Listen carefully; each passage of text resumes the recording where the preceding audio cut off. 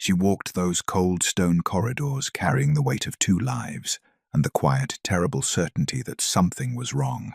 Her name was Janelle.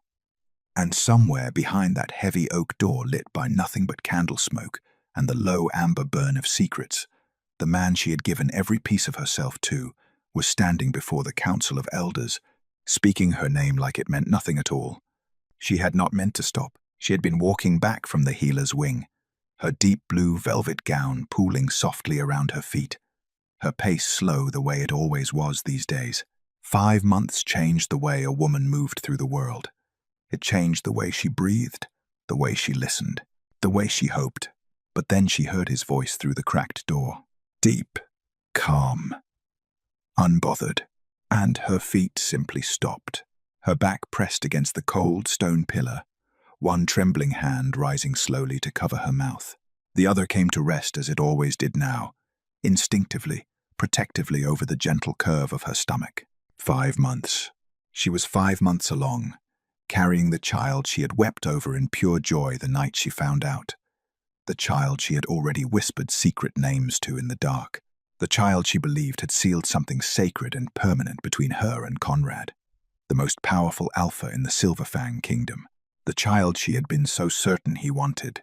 Inside the council chamber, the voices continued, low, measured, deliberate. Through the thin gap of the cracked door, she could make out the shapes of them. Elder Cain near the far wall, his dark robes catching the candlelight. Elder Morrow and Elder Price, seated at the long oak table, faces carved from stone and indifference. Men whose cold eyes had always unsettled her at formal gatherings, but whom she had never had genuine reason to fear, until tonight. And then there was Conrad, tall, dark-haired, his heavy fur-lined cloak draped across his broad shoulders with the kind of effortless authority that filled every room he entered. His back was to the door. He did not know she was standing there in the corridor, 2 steps from shattering. He did not know that every word he spoke was landing like a blade. She heard him say it clearly. She keeps the pack content. His voice carried the same easy confidence she had once found beautiful. But, Seraphine, now that woman knows how to please a king. The elders chuckled, low, approving, familiar, as though this were not the first time they had spoken of it.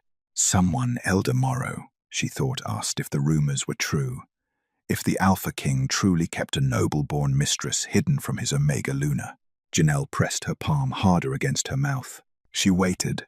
She waited for the denial, for the anger, for the sound of his fist hitting the table in offense, for the man who had once pressed his lips to her temple in the dark and whispered that she was the only soul in the world he had ever chosen freely. She waited, but Conrad only laughed, and the sound of it moved through her like cold water, through a cracked stone, slow, patient, and completely devastating. She did not scream. She did not push through the door.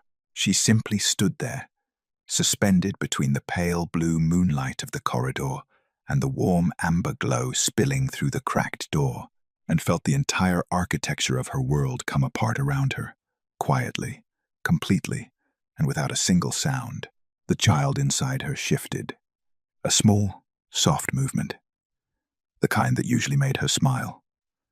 This time, her eyes filled with tears. Before we go any further, drop a comment right now and tell me where in the world you're watching from. I read every single one, and I love knowing how far this story is traveling. Now let's get into it, because what happens next will absolutely wreck you. It had not always been grief. There was a time not so long ago when Janelle had known something that felt almost impossible for a woman like her. Joy. Real, unguarded, terrifying joy. She had grown up in the outer rings of the Silverfang kingdom, the way Omegas learn to exist present but peripheral, useful but invisible. She had no noble bloodline, no family crest to display at council gatherings, no powerful father waiting to negotiate her worth across a long table of elders. What she had were her hands. Hands that could calm a fevered wolf with a single touch. Hands that had learned the language of wounds and pain before she ever learned to speak the language of power. Healing was all she had ever known. It was also, as it turned out, the thing that changed everything. because it was her gift that had brought her to the grand hall the night of the moon selection ceremony. And it was fate careless, rule-breaking, impossible fate that had placed her at the very back of a room full of noble she-wolves draped in silk and ambition. She had worn a simple blue dress. She had stood near the wall. She had planned to leave early. She had not planned on Conrad. The grand hall of Silverfang Castle had never been built for women like Janelle.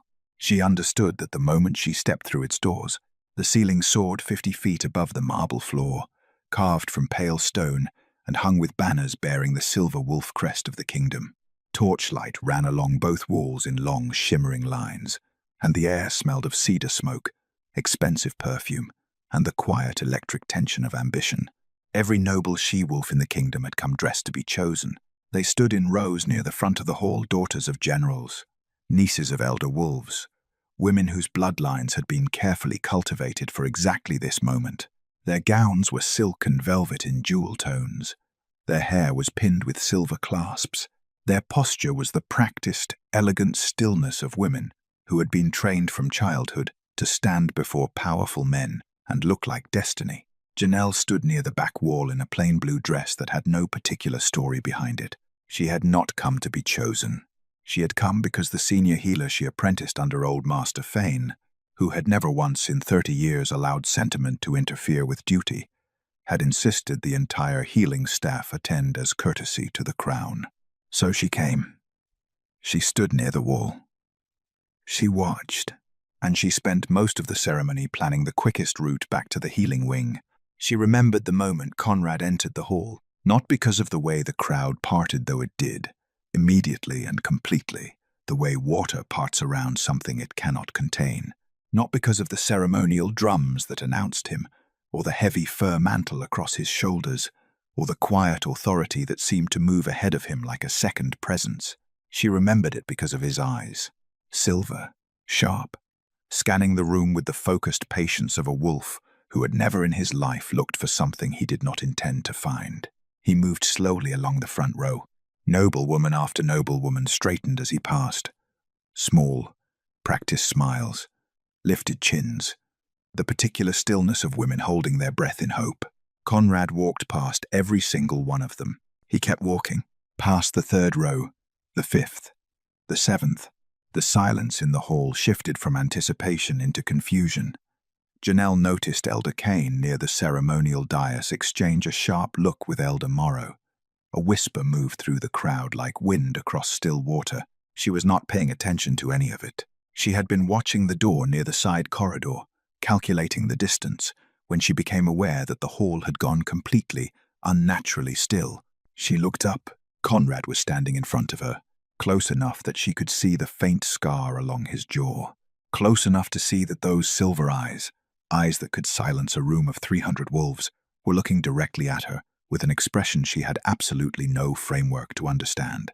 "You," he said. One word. Quiet. Certain. Like a man who had just found something he had been searching for without knowing he was searching. And then he reached for her wrist.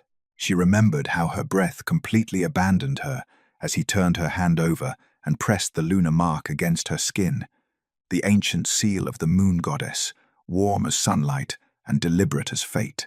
The hall erupted, not in celebration, in shock. She heard it all, the sharp intake of breath from the noble families in the front rows, the urgent murmuring that rolled through the crowd, the unmistakable sound of Elder Kane's voice cutting through the noise with cold authority. "My king, she is an Omega." Conrad did not turn around. "I know what she is," he said simply. And that was the last quiet moment Janelle had for a very long time. The weeks that followed were the most disorienting of her life. The castle staff learned quickly how to look through her not with cruelty, but with the particular blankness of people carefully avoiding a political complication they did not yet know how to categorize. Noble families sent formal letters of protest to the council. Elder Kane requested 3 separate audiences with Conrad in the first week alone. The other she-wolves, the ones who had stood in that front row in their silk gowns, did not bother with letters. They used silence. Cold corridors. Conversations that stopped precisely one moment before she entered a room. Janelle understood it. She did not enjoy it, but she understood it. She had never belonged here, Everyone in the castle knew it. The stone walls knew it. The banners with their silver wolf crest knew it. She reminded herself of this on the nights it became difficult to breathe. But then Conrad would find her. He always found her, somehow in the library late at night, or walking the east corridor alone, or sitting on the stone bench near the healer's garden, where the lavender grew wild and the moonlight came through clean and unobstructed. He never made a production of it. He would simply sit beside her, close enough that his shoulder touched hers, and say nothing for a long while. And on the night she confessed to him haltingly, quietly, that she was afraid the kingdom would never accept her, he turned and looked at her with those silver eyes and said the words she had stitched carefully into the walls of her heart. "I didn't choose you for the kingdom," he said. "I chose you for me." He took her hand. "You will always be safe beside me, Janelle. I swear it before the moon goddess herself." She believed him, completely, entirely, with everything she had. She would spend the next 5 months learning what a devastating thing it was to believe completely in a promise made by a man who had not yet met the limits of his own choices. Love, Janelle discovered, did not always announce itself. It did not arrive with drums or ceremony, the way Conrad had arrived at that grand hall. It did not declare itself across a room full of witnesses or press a mark into your skin in front of 300 wolves. It came quietly, in the spaces between everything else. It came on a Tuesday night in the castle library, 3 weeks after the selection ceremony, when Janelle had slipped inside after midnight because she could not sleep, and the healing wing felt too small, and the corridors felt too hostile, and she needed somewhere that belonged to no one in particular. She had not expected Conrad to already be there.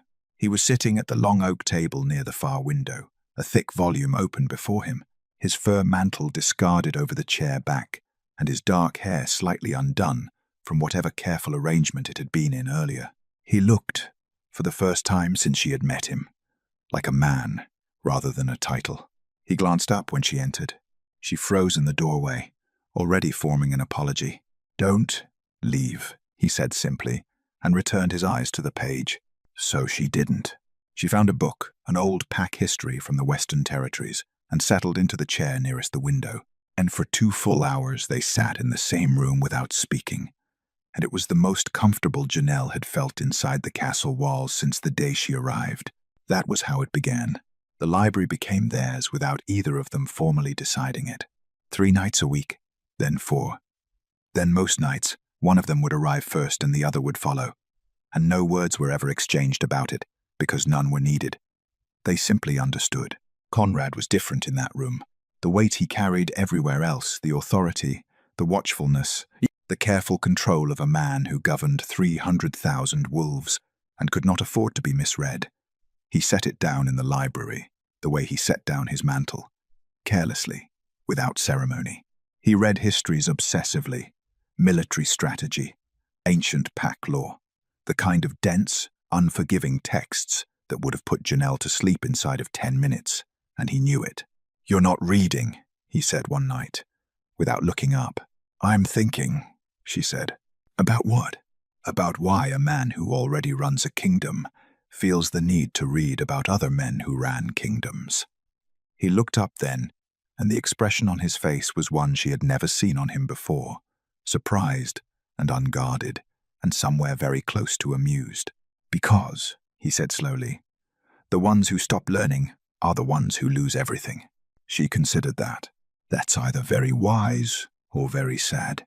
"It's both," he said, and then quietly, almost reluctantly, he smiled. It was the first time she had ever seen him smile without a room full of politics behind it. She felt something shift in her chest, something she was not yet ready to name. The nights became conversations, not the careful, formal exchanges they performed in throne rooms and at council dinners, but real ones, the kind that started with something small and wandered far from where they began, the way rivers do when the land gives them room.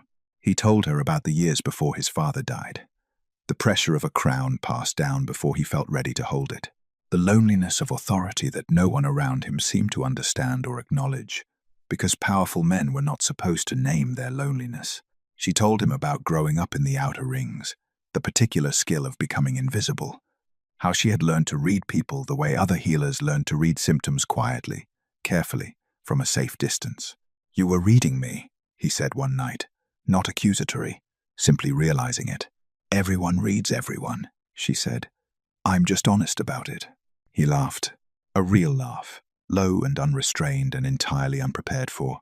It moved through the room like something that had not been let out in a very long time.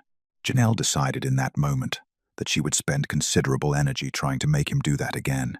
She discovered she was pregnant on a morning in early frost season. She sat with the knowledge alone for 3 days, turning it over, examining it from every angle, trying to understand what it meant inside a life that still felt uncertain at its edges. On the 4th morning, she told him, she had planned to be calm about it, measured, to present it the way she presented difficult information to patients, clearly, gently, without unnecessary weight. Instead, the moment she said the words, her voice broke on the last one. Conrad crossed the room before she finished the sentence. He pulled her into his arms with a completeness that startled her, not the formal embrace of a king managing a complicated development, but the instinctive, total hold of a man whose body had responded before his mind could arrange itself. He didn't speak for a long moment. She could feel his heartbeat against her cheek. Fast, unsteady. Then he pulled back just far enough to look at her, and his silver eyes were bright with something she had never seen in them before. "My heir," he said softly. "My family." He pressed his forehead to hers. "Mine," he whispered, like a man who had spent his entire life ruling things that belonged to bloodlines and history and duty, and had only just, for the first time, been handed something that belonged entirely to his heart. The kingdom may not have accepted her. The elders may not have wanted her. The noble families may have written their letters and whispered their doubts and sharpened their quiet cruelties. But in that room, with his arms around her and his forehead against hers, and the first frost of the season pressing cold and clean against the window, Conrad had chosen her again. And that, Janelle told herself, was enough. For now, it was enough. The frost season brought 2 things to the Silverfang kingdom. The first was cold. The second was Elder Kane. He had always been present, of course seated at the long council table, watching Janelle from across formal dinners with eyes that never quite committed to any readable expression. He was the kind of man who had learned long ago that patience was a sharper weapon than anger, and he wielded it accordingly. But something shifted after the pregnancy was announced. The patience became urgency. Janelle first noticed it in the way the council meetings changed. They had always been frequent, twice a week, sometimes 3 times during governance seasons. But by the 2nd month of frost, Conrad was being summoned almost daily. She would wake in the early grey hours to find his side of the bed already cold, his cloak already gone from the hook near the door. He never told her what they discussed. She never asked directly. That was perhaps her first mistake. She heard pieces of it regardless.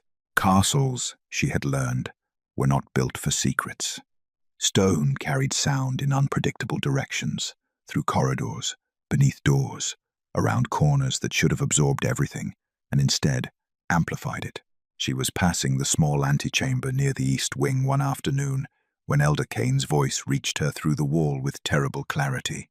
"An Omega Luna produces Omega perception," he was saying, his tone the measured, reasonable cadence of a man presenting self-evident facts.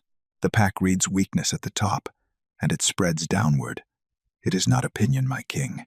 It is pack law older than your bloodline." A pause. Then Conrad's voice, low and controlled. "The pack follows strength. I am the strength. For now," Elder Kane said. "But a king's strength is only as legible as the woman beside his throne. The nobles are already withdrawing alliance pledges. 3 border packs have sent inquiries about the succession legitimacy of an Omega-born heir." Janelle stood very still in the corridor. She had known this was happening in the abstract, the cold shoulders, the formal letters, the careful social exclusions that had followed her through the castle for months. She had known it intellectually. Hearing it spoken aloud in that flat, clinical voice was something else entirely. She walked back to the healing wing and sat for a long time doing nothing at all.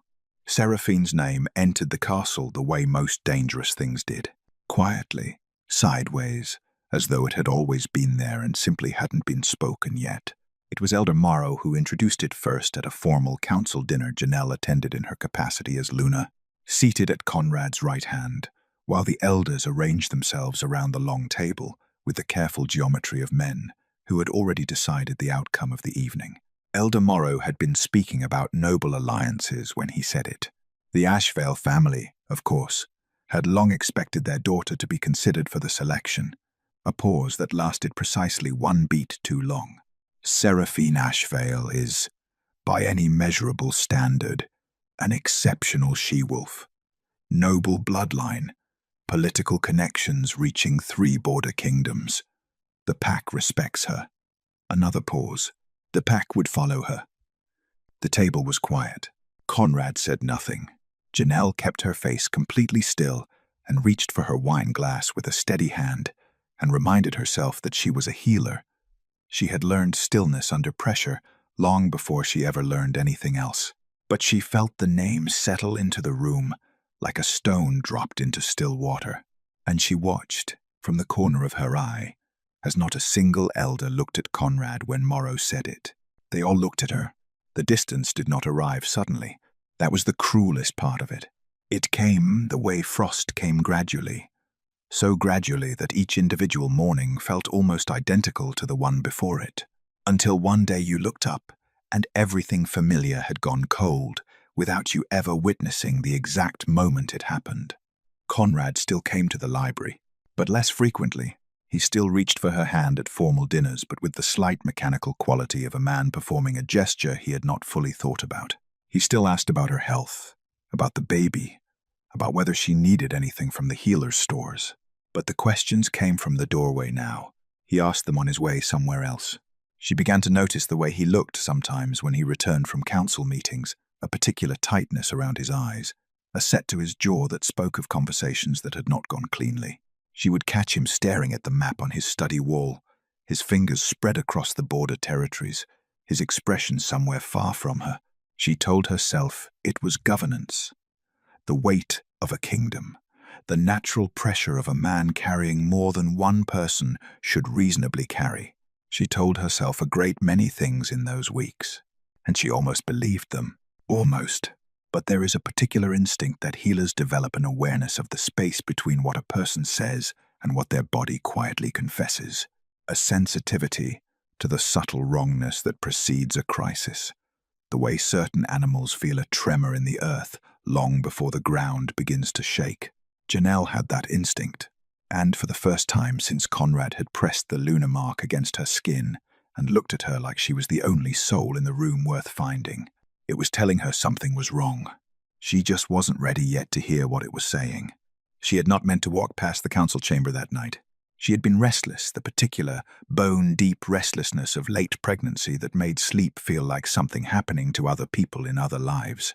The baby had been active for hours, pressing and shifting with the relentless energy of a child who had not yet learned that the world outside required stillness sometimes. So she walked.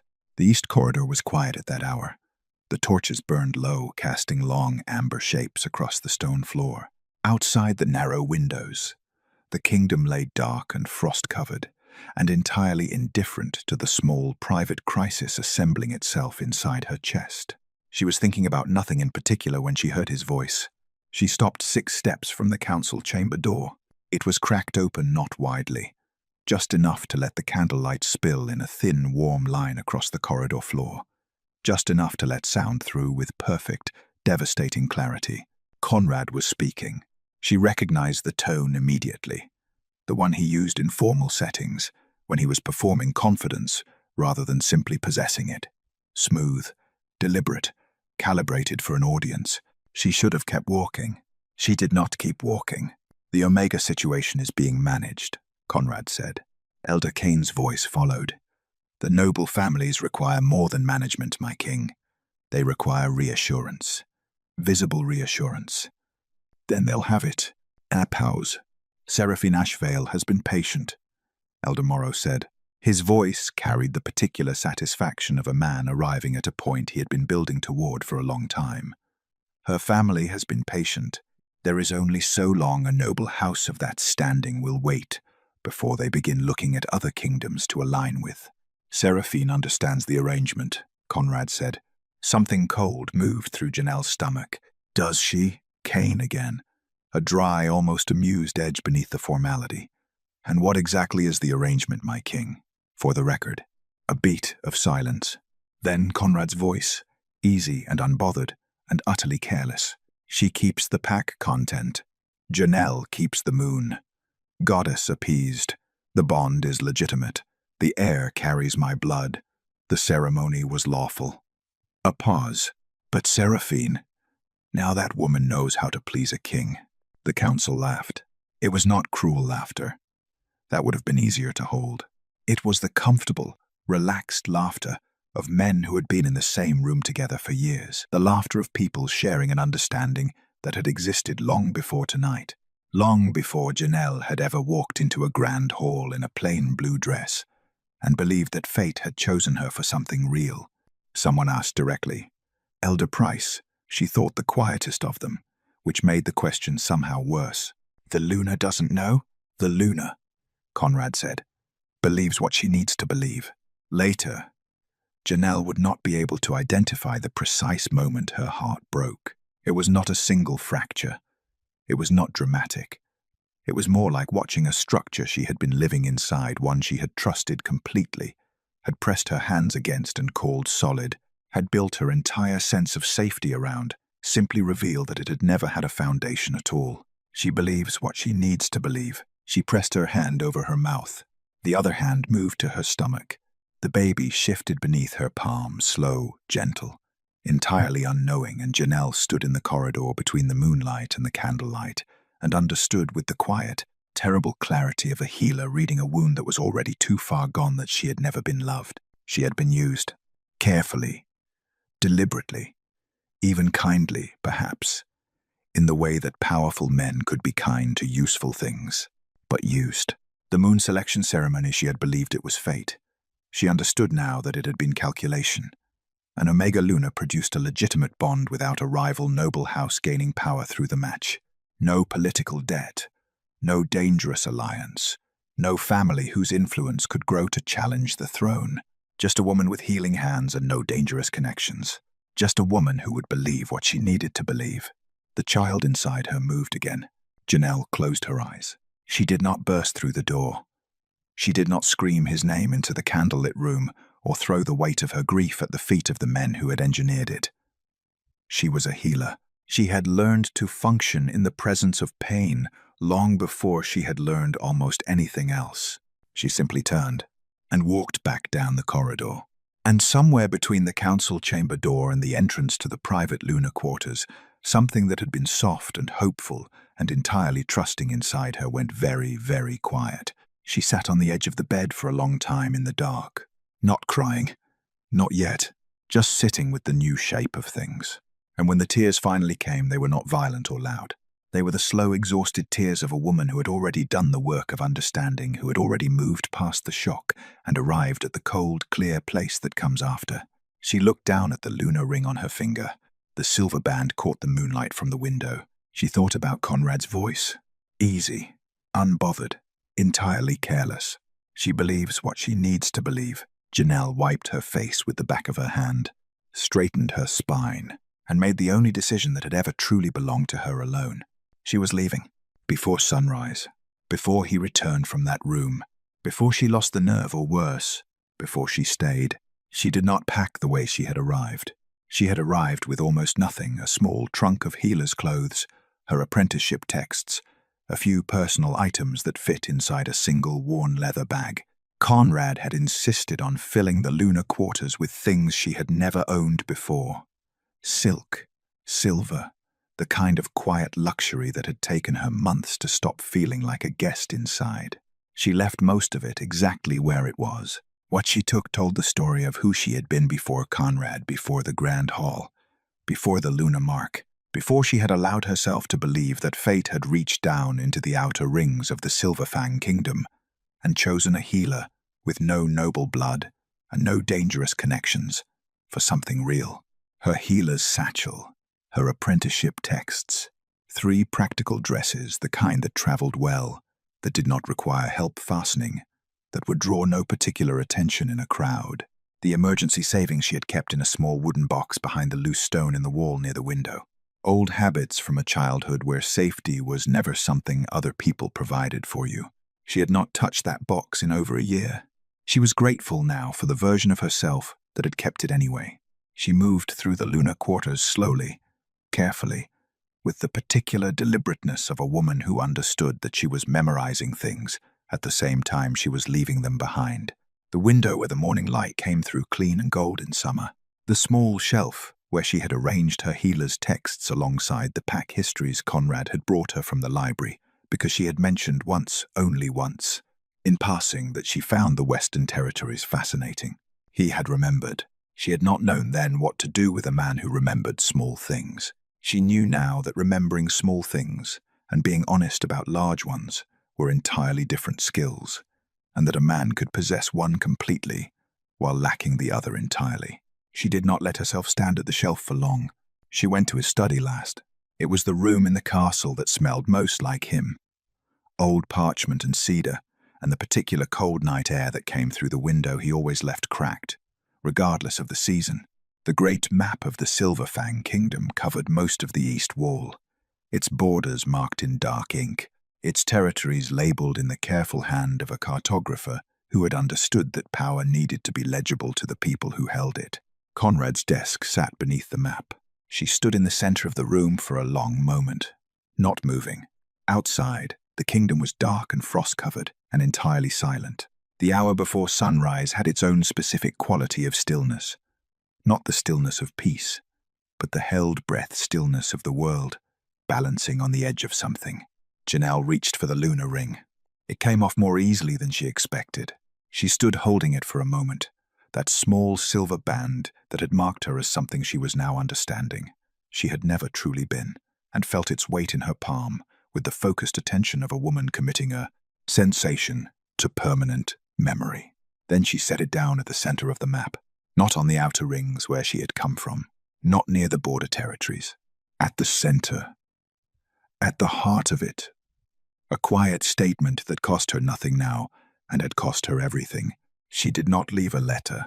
There was nothing she wanted to say that those few inches of silver could not say more cleanly. She left through the healer's exit on the south side of the castle. It was a narrow door cut into the stone wall 3 centuries ago for the practical purpose of moving the sick in and out without disturbing the main corridors, unremarkable, unguarded, entirely beneath the notice of a castle that organized its security around the entrances that mattered to powerful people. Janelle had used it hundreds of times. She used it once more now. The cold hit her immediately. The sharp, clean cold of pre-dawn frost that had no patience for the kind of grief that moved slowly. She pulled her traveling cloak tighter across her stomach and walked. She did not look back at the castle. She had learned young that looking back at things you were leaving served no practical purpose. It did not change what you were walking away from. It only made your feet heavier. She traveled south for 3 days, by cart where she could arrange it, on foot where she could not.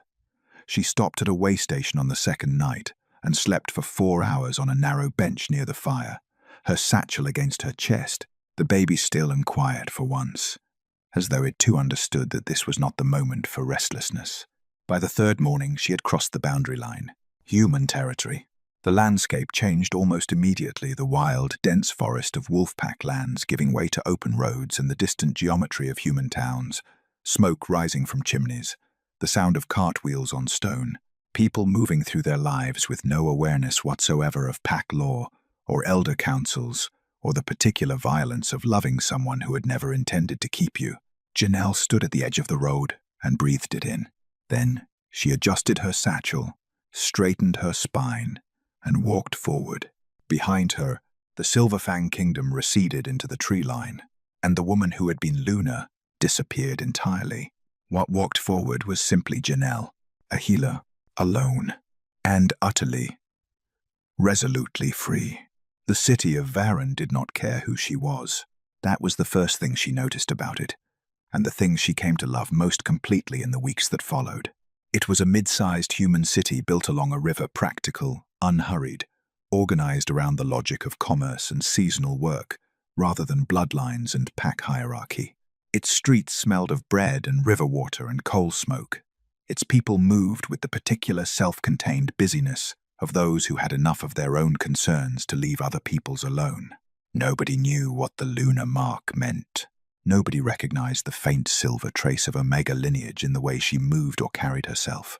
Nobody looked at her and saw a political complication. She rented a room above a bakery on the city's eastern edge, 2 small windows, a narrow bed, walls that held the warmth of the ovens below from early morning until well past midnight. The baker was a wide, practical woman named Dora, who asked no questions beyond whether Janelle could pay the first month in advance and whether she had any objection to the smell of cinnamon. Janelle told her she had no objections at all. She had the first decent sleep she'd had in weeks that night, wrapped in the warmth of borrowed heat, the distant sound of the river moving steadily beneath the window. She built her practice carefully. Word traveled the way it always did in tight human neighborhoods quietly, person to person, carried on the back of someone's relief. She began with small things: a dock worker's infected hand, a child's persistent fever that the local physician had addressed, with remedies that were technically correct and practically useless, an elderly woman whose joint pain had been dismissed for years as simply the cost of aging. Janelle had learned long ago that the body rarely lied if you knew how to listen to it. Within 6 weeks, she had more work than she could comfortably manage. She charged what people could pay and asked no questions about what they couldn't. She kept her hours consistent and her manner calm, and her opinions about her patients' choices entirely to herself. Among the small population of wolves who lived quietly in Varan, those who had left pack life for reasons of their own and preferred the anonymity of human cities, word spread differently, more carefully, but with the particular intensity of people who recognized genuine skill when they found it. She did not advertise those services. She did not need to. Elias arrived on the first night of true snowfall. Janelle had known it was close. She was a healer. She had understood her own body's timeline with clinical accuracy for weeks, but knowing and experiencing were different countries entirely, and she was grateful beyond measure for Dora, who turned out to possess both a remarkably steady temperament and a surprisingly comprehensive knowledge of midwifery acquired through the practical education of having delivered 3 of her own children without adequate help. The snow came down outside the bakery window in large, unhurried flakes, and somewhere between midnight and the first pale suggestion of morning, her son was born. She held him against her chest in the narrow bed above the bakery, while the snow continued its quiet work outside, and Dora moved efficiently around the small room, and the ovens below sent their warmth up through the floorboards, and she felt something shift so completely inside her that she understood she was not the same person she had been 30 seconds before. She had known she would love him. She had not known it would feel like this, like every previous version of love she had experienced had been a study for this particular final exam. Like everything before had been approximate. He was dark-haired, her hair exactly, fine and black and slightly damp against his small head. But when he opened his eyes for the first time and looked up at her with the unfocused, ancient attention of the newly born, they were silver, not grey. Not the ambiguous pale blue of most newborns that resolved itself into something ordinary in the weeks that followed. Silver. Sharp and clear and unmistakably, heartbreakingly familiar. Dora, leaning over her shoulder, said simply, "Unusual color." "Yes," Janelle said quietly. "He has his father's eyes." She did not say anything else about it. The years settled around them with the steady, ordinary rhythm of a life being built from the ground up by someone who had learned not to need much in order to find it enough. Elias grew the way children do, in sudden, startling increments that made Janelle feel simultaneously that no time had passed at all and that entire landscapes had shifted while she wasn't paying attention. He was curious in the way she was curious, quietly, persistently, with a particular focus that tended to unsettle adults who expected children to be easily redirected. He was gentle with small things, injured birds, nervous cats, the elderly patients who came to their door in the early mornings when the cold made joints ache and pride made asking for help difficult. He had her hands, but those eyes, those silver eyes that caught light the way certain metals did, that sharpened when he was thinking and softened when he laughed, that occasionally made Dora look at him sideways with an expression she never quite put into words. Those belonged to someone else entirely, and on certain quiet evenings, when the snow came down outside the bakery window and Elias sat across from her doing his lessons by lamplight, Janelle would look at her son's silver eyes and feel the old grief move through her like weather, present, then passing, then gone, until the next time. He returned to the lunar quarters just before dawn. The council meeting had run long. It always ran long these days. The elders circling the same political anxieties with the patient repetition of men who believed that speaking a problem loudly enough and frequently enough eventually constituted solving it. Conrad had sat through 3 hours of it with the focused stillness of a man who had learned early that the most powerful thing he could do in a room full of people trying to provoke a reaction was to simply not provide one. He was tired in the specific way that had nothing to do with sleep.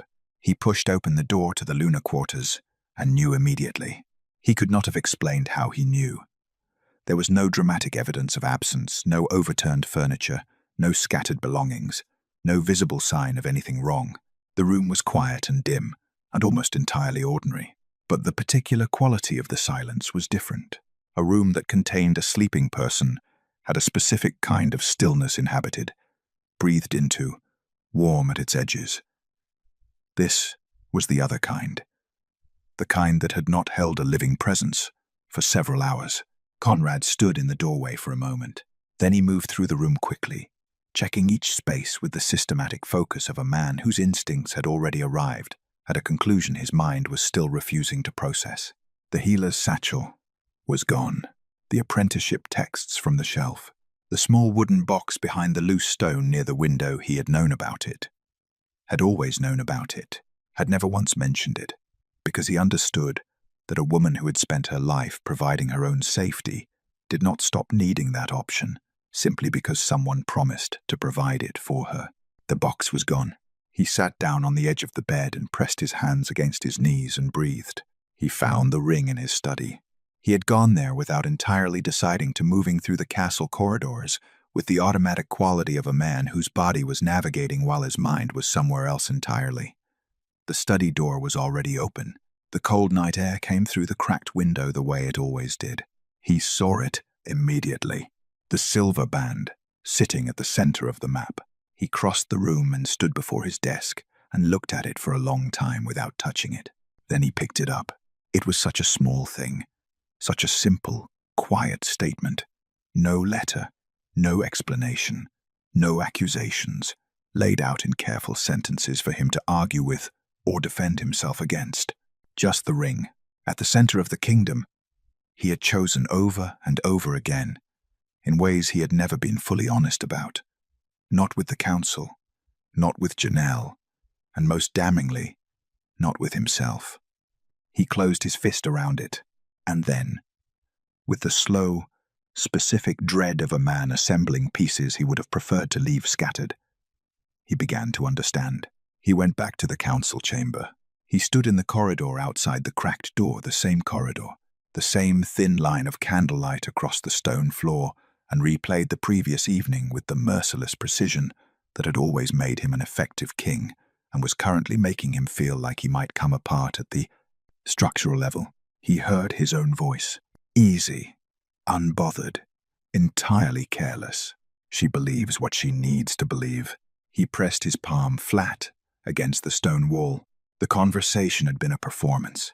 Every word of it calculated, deliberate, constructed for the specific purpose of convincing the council that he was willing to abandon his Omega Luna, that Seraphine Ashvale represented a genuine alternative, a real arrangement, a king making the politically sensible choice. Because Elder Kane had come to him 3 weeks earlier with information that had no safe response. The council had been meeting privately, without him, planning the removal of an Omega Luna whose continued presence they had decided was an unacceptable liability to the throne. Not removal the way political men meant removal, not exile, not formal dismissal. The other kind. Conrad had done the only thing available to him in that moment. He had given them a reason to wait. a suggestion of inevitability that he was already moving toward what they wanted, that patience would deliver what interference might complicate. Seraphine had never been his mistress. She had been a name, a fiction, a lie deployed in a room full of dangerous men to keep the woman he loved alive long enough for him to find a permanent solution. And Janelle had been standing in the corridor. She had heard everything. He understood now with a clarity that arrived far too late and cost far too much, that he had protected her from the council's plan and walked her directly into a different kind of devastation, one she had carried alone, in silence, and then disappeared into the dark, with before he had any idea she had been in that corridor at all. 5 months pregnant. Alone, because of words he had spoken, he did not sleep.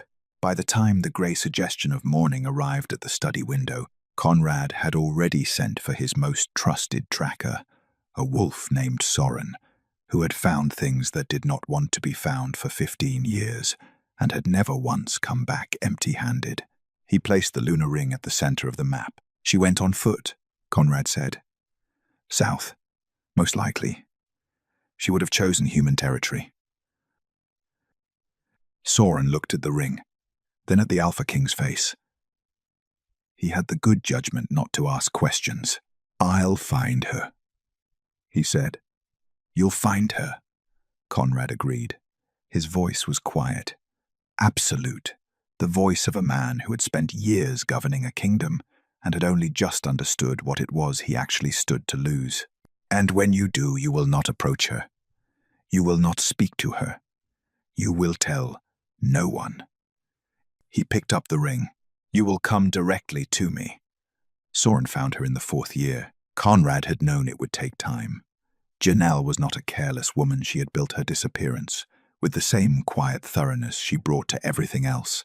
And the human world was vast and indifferent and genuinely uninterested in helping wolves find each other. Soren had tracked false leads across 2 countries before a healer's reputation in a river city called Varen finally gave her away. The thing about genuine skill, Conrad had reflected when Soren delivered his report, was that it was almost impossible to hide completely. He came alone. He had considered bringing guards, an escort, something that communicated the formality of what this was, a king crossing international territory to find his Luna, his heir, the woman he had failed in the most complete and irreversible way available to him. But formality felt like the wrong language for what he actually owed her. So he rode south with only Soren and dismissed him at the city boundary. He found the bakery on the eastern edge of Varen without difficulty. He stood across the street from it for a long time. He saw the boy first, a child of perhaps 3 years, sitting on the front step of the bakery in the early morning, with the focused concentration of a small person engaged in important private business, arranging a collection of smooth river stones into a pattern that apparently required significant deliberation. Dark hair. Conrad went very still. Then the boy looked up, distracted by some sound from the street, and across the distance, Conrad saw his own eyes looking back at him from a child's face. Silver, clear, unmistakable. He had known, intellectually, that Janelle had been 5 months pregnant when she left. He had done the arithmetic in the cold, months after her disappearance, and understood that somewhere in the world, a child of his existed. He had carried that knowledge for 4 years like a stone pressed against the center of his chest. Actually seeing it was something else entirely. He stood on the street in a human city, far from everything he governed, and felt the full weight of what his carelessness had cost arrive all at once, without mercy, the way it had been waiting patiently to do since the night he stood in that council chamber and spoke words he had not considered carefully enough. Janelle came through the bakery door 10 minutes later. She was carrying a small basket and talking to the wide woman behind her, her landlady, Conrad assumed, and she was laughing at something, a real unguarded laugh, and the sight of it stopped him in a way he had not prepared for. She had built a life here, a real one. Visible in the easy way she moved through the street, the familiar nods from the people she passed, the small hand that immediately reached for hers when the boy noticed her coming through the door. Then she looked up and saw Conrad standing across the street. The laugh stopped. Everything stopped. She sent the boy inside with her landlady. Conrad watched her do it. The quiet words, the gentle hand on his small shoulder, the practiced calm of a mother removing her child from a situation before he could understand it well enough to be frightened by it. Then she walked across the street and stopped 6 feet away from him and looked at him with an expression he could not fully read, which had never happened before, not once in all the years he had known her. "You found us," she said. Her voice was steady. "Of course it was. I should have found you sooner," he said. Something moved across her face. Not softening, not yet. Something more careful than that. "Say what you came to say, Conrad." So he told her everything. All of it, Elder Kane's private meeting, the council's plan, the specific and terminal nature of what they had intended for her, the calculated lie about Seraphine, deployed in that room to buy time, to convince dangerous men that patience served them better than action. The night he returned to find her gone, and stood in his study holding her ring, and understood too late what she must have heard and what it must have meant to her. He told her without defense or softening. He owed her the full truth, with no architecture around it. When he finished, the street was quiet between them. Janelle stood very still, her arms crossed against her chest, her eyes on the middle distance. He recognized that expression, now the one she wore when she was doing the internal work of a healer, examining something painful and trying to determine whether it was survivable. "You let me believe it," she finally said. "I didn't know you heard. You still let a version of it exist.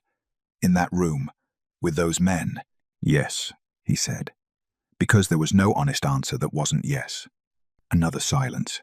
"She has his eyes," Dora had told him once, years ago, meeting Elias, though Conrad didn't know that yet. He would. "His name is Elias," Janelle said quietly. "He arranges stones by weight. He's gentle with hurt things." A pause. "He has your eyes, and he has never once been told to be ashamed of what he is." Conrad closed his eyes briefly. "I know I don't deserve." "No," she said. "You don't."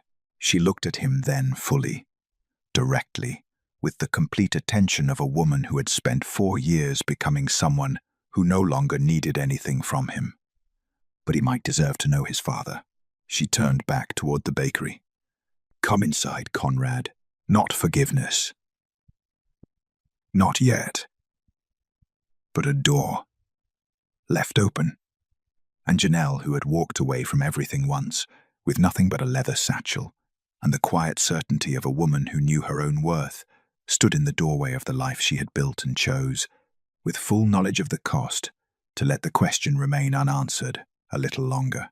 Some things, she had learned, deserved more than one conversation. Some loves the broken ones, the complicated ones, the ones that had failed you in the worst possible way, sometimes asked, not whether they were worth forgiving, but whether they were worth the harder work of understanding. She didn't know the answer yet, but she left the door open. And that, for now, was everything. If this story moved you, let me know in the comments where you're listening from. And don't forget to subscribe for more moonlit romance stories like this one.